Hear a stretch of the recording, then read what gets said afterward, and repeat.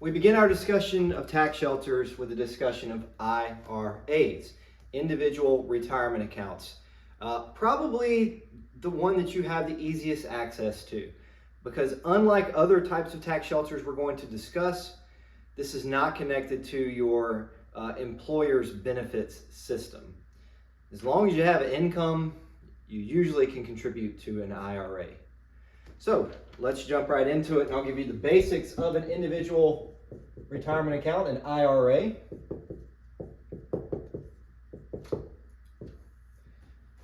And as I just said, it's not tied to your employment benefits. So the other shelters we're about to discuss, 401ks, 403bs, 457bs, HSAs, all of those are connected to employment or something else. But the IRA is not. And that basically means you can just go out and start an IRA, which you cannot do with things like a 401k, okay? It also gives you the ability to choose your vendor. It's kind of a related benefit. You get to choose your own vendor. And this will really be beneficial if the vendors offered by your employer are really bad.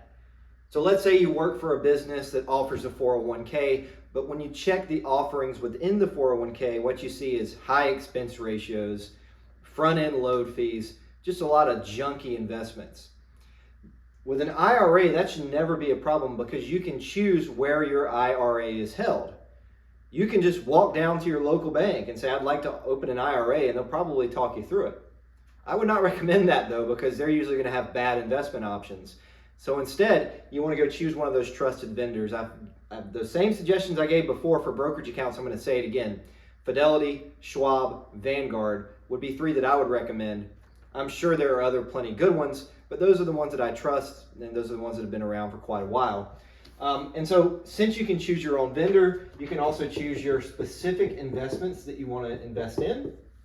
So there should never be a time where your IRA has bad investments, because you can always just pick up and move. And if you happen to already have an IRA that has bad investments, you can roll that IRA into a different location. So you can move your IRA from one location, one vendor, to another vendor without disturbing the tax savings that are that IRA has given you. So that's a really big benefit, okay? Because avoiding, an extra 1% in expense ratio, that's a huge deal. Like a lot of the other tax shelters we're going to discuss, it is provided traditional or Roth.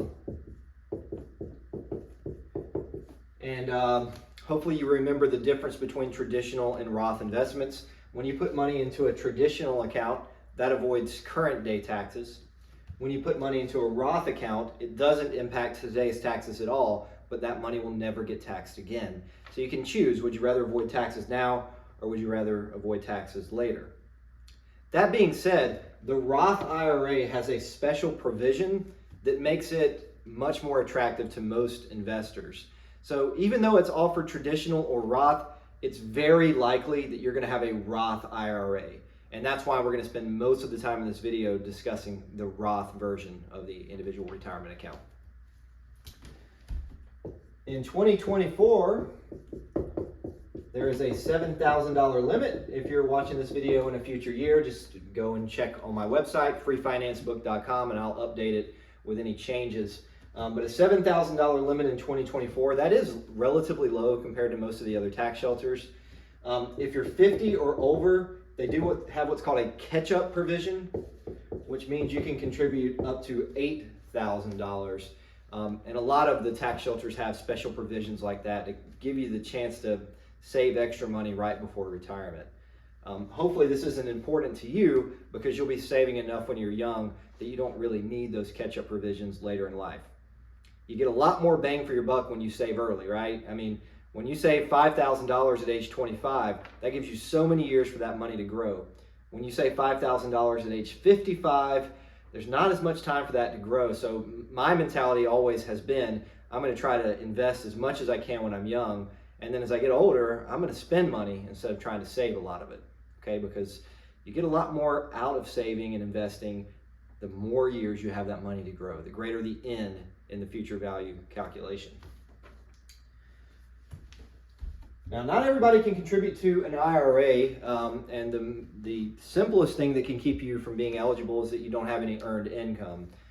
So you must have earned income. And if your income is low, like as a college student, let's say you make only $2,000 this year, then $2,000 becomes your limit. So you cannot contribute more than your income in that given year. So if you make $2,000, you can contribute up to $2,000. If you make $5,000, you can contribute up to $5,000. If you make $10,000, you can contribute up to $7,000. So your personal limit is either your income or your $7,000 general IRA limit.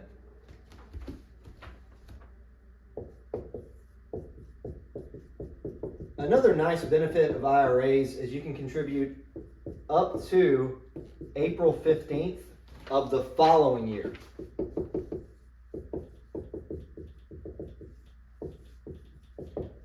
And that's tax day of the following year. And technically it's not until April 15th, it's until you file. So you can contribute to your Roth IRA up until April 15th of the following year. And this is nice just because it gives you more time. So what I always recommend is always contribute to older IRAs, because in March 2025, you have two options. You could contribute to your 2024 IRA, or you could contribute to your 2025 IRA. And I would say always fill up the old one first, and that way, because this 2025, you still got a long time before your expiration is due on that. So always contribute to the old one first, okay? And again, this isn't like a huge advantage, but it just gives you a little bit more time. Maybe you didn't quite fill up your contribution in 2024. You've got until April 15th to finish up.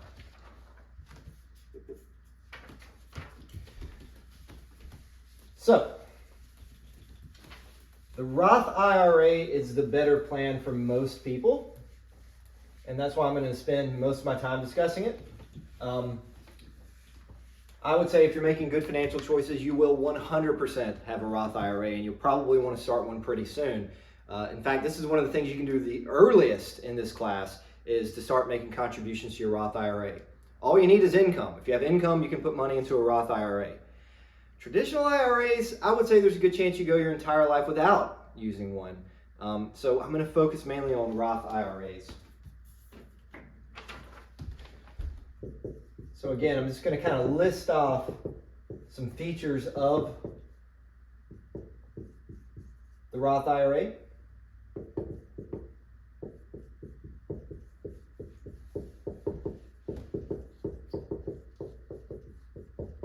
And just like any other Roth account, a Roth IRA allows you to avoid future taxes. And remember, Roth accounts are best when you think your income is going to rise over time, okay? So if your income today is only $16,000, that would put you in the 12% bracket. It doesn't make sense to do traditional contributions when you're in the 12% bracket because that tax rate is really low. So you would actually prefer to pay taxes when your tax rate is low. So somebody with an income like this is an ideal candidate for Roth investments. And the Roth IRA is oftentimes the single best Roth investment out there. So if you need Roth investments, a Roth IRA is great. And even if you don't need Roth investments, the Roth IRA is still great because of this special benefit that I'm going to mention now. And that is that you can withdraw contributions at any time, tax and penalty free. Most tax shelters have rules about your age in regards to withdrawal. And actually IRAs do, okay? In general, you cannot withdraw from an IRA until you are 59 and a half. If you withdraw before 59 and a half, you're going to be penalized. I think it's a 10% penalty. The government's going to take 10% out of whatever you've withdrawn. So you don't want to do that. But the Roth IRA has a special provision that you can withdraw your contributions at any time, tax and penalty free. Okay, so let me explain what this means. Let's say that you make contributions for 3 years and you max this sucker out, $7,000 every year. And this is all you do. You just do 3 years of contributions, so you've put in 21K. And come 2030, you look in your account and realize that you have $30,000. This would be a pretty typical situation, right? You put money into your 401K, you're going to be investing it, so you can choose the investments in your Roth IRA. You know, you might choose target date funds, index funds, things like that. And what you find is you've had $9,000 in growth. At this point, it doesn't matter what your age is, you can withdraw up to $21,000 tax and penalty free, okay? So maybe come 2030, you need money to pay for a car, or you need the money for a down payment on a house. You can withdraw from that Roth IRA without suffering any sort of penalty. The only problem with taking it out is it's just not in there anymore. You'd love to keep that money invested. But the Roth IRA provides flexibility that other tax shelters don't have. So, you know, often a concern with using tax shelters is, what if I need that money? You know, if I put money in a 401k, I generally can't touch that until I'm 59 and a half years old. Roth IRAs don't have that concern because you can still withdraw your contributions. So I consider Roth IRAs to be a really good emergency fund. Put money in your Roth IRA, and if something happens that you need money, you can take money out of your Roth IRA very easily. And since you have that, you don't need to have money sitting, or at least not a lot of money, sitting in a savings account. If you can build up your Roth IRA over time, it can be your emergency fund. Similarly, if you're saving money for a down payment on a house or a new car, you can put that money into a Roth IRA and you will generate tax savings, right? When you take this money out, there will be no taxes. But if you had done all of this in a brokerage account, you would have a big tax bill due, right? This would be $9,000 in profit that you've generated. So when you withdraw that money out, you're going to be taxed on the gains. But if it's in a Roth IRA, there is no taxes at all, okay? So you could withdraw $21,000 from that account. That's your money now, and spend it how you'd like. And the remaining $9,000 of growth just stays in there tax-free and continues to grow until you're 59 and a half. And at that point, you have the option to withdraw it if you'd like. This is just such a massive benefit. And it may not be clear why it's such a big benefit now, but I'm just going to go ahead and warn you, the other tax shelters, you cannot do this. So if you want your money to be tax advantaged and you also want to be able to access it, the Roth IRA is the only place for that.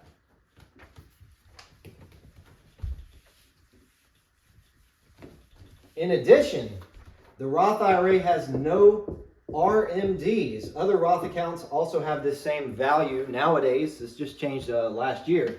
RMDs are required minimum distributions.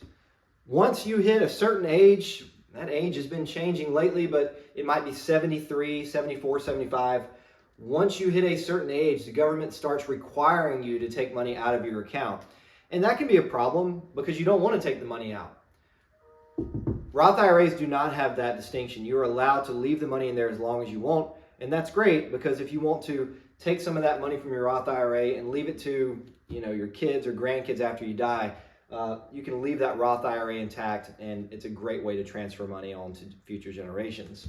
So no RMDs. That's not a huge deal, but it is another nice feature of Roth IRAs.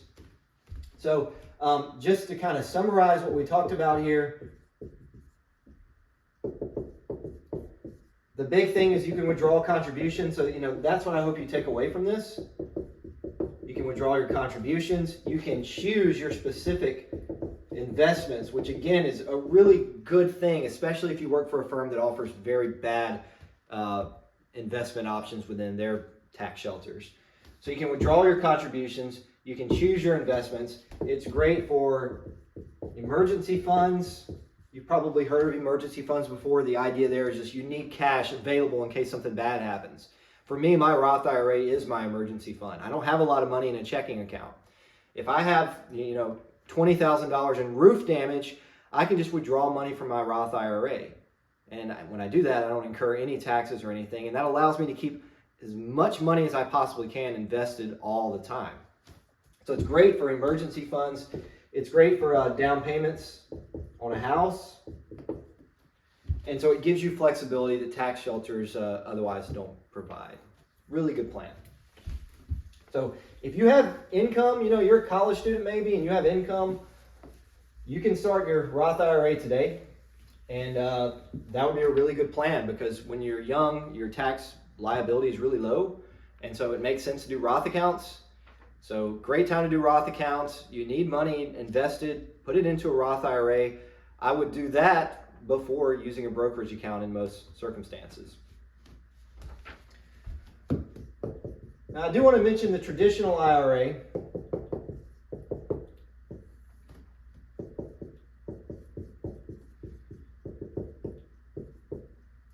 And unfortunately, the traditional IRA doesn't have the same special withdrawal rules.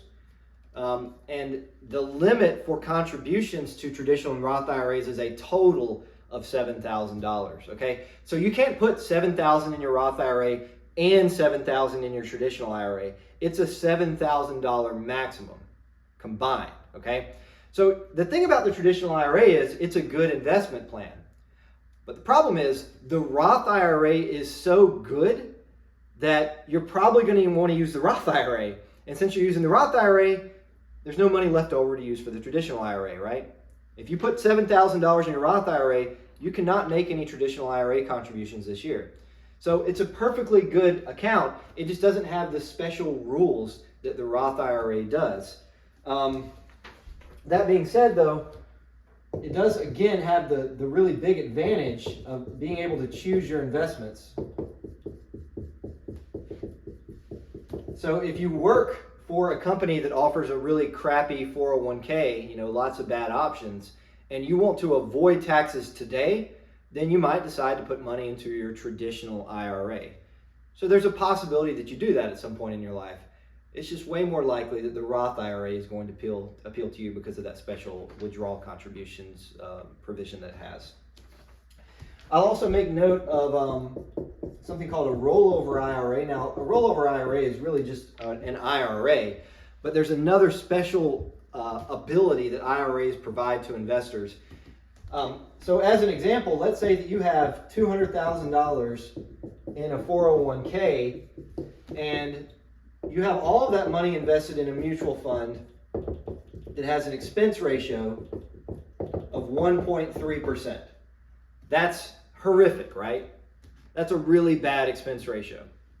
So as we'll learn with 401ks, you cannot withdraw from these accounts until you have left your job. So while you're working, that money's got to stay in your 401k. And even though you hate that expense ratio, there's a good chance that your 401k offers a company match. Meaning that when you put money in your 401k, your employer will match that contribution. So it's like free money. So you're definitely going to want to put money in your 401k, even if it has terrible expense ratios with its investments. Now, that being said, as soon as you leave that job, you are no longer obligated to keep that 401k intact. But you can't withdraw from it yet, because then you're going to incur fees. You got to wait until you're 59 and a half. So here's where an IRA becomes very useful. Once you've left your job, you can move the money into your IRA without incurring any taxes or fees or anything like that. Okay? So the money that's in your 401k, you can just move it over into your IRA. That doesn't give you any special benefits. It doesn't allow you to withdraw your contributions or anything. But once it's in that IRA, now you get to choose what your vendor is and what your investments are. So if you really like Fidelity, for example, you can open up a Fidelity IRA and then just move that money into your rollover IRA. This will not count against your $7,000 limits. It won't do anything like that. It just simply allows you to now get access to that money where you get to choose the investments. That's called a rollover IRA. Now, whatever tax scenario you had before, that will persist. So if you move it from a traditional 401k to an IRA, that will inherently be traditional in nature. So if you go from a traditional 401k and roll it over, that will become a traditional rollover IRA. Or if you go from a Roth 401k and you move it over, it will go into a Roth IRA. But again, you don't get that special withdraw your contribution rule. That will not apply to a rollover IRA, okay? That information, if you're a college student, probably not useful to you right now because you probably don't have an account to roll over. But later on in life, it's very likely that you're going to want to make this choice. It's also good just simply for consolidation. If you've had several employment stints with different companies, you might have 5 or 6 different IRAs. You can roll them all over into the same IRA and just get them into one account to make things easier for you. So I think that's all I've got to say about IRAs. These are great accounts. They're very simple. If you check out my website, chapter 12 of freefinancebook.com, I show you my account just to kind of show you what it looks like to have one. And I go into much, much greater detail about the specifics of IRAs. So you're definitely going to want to check that out.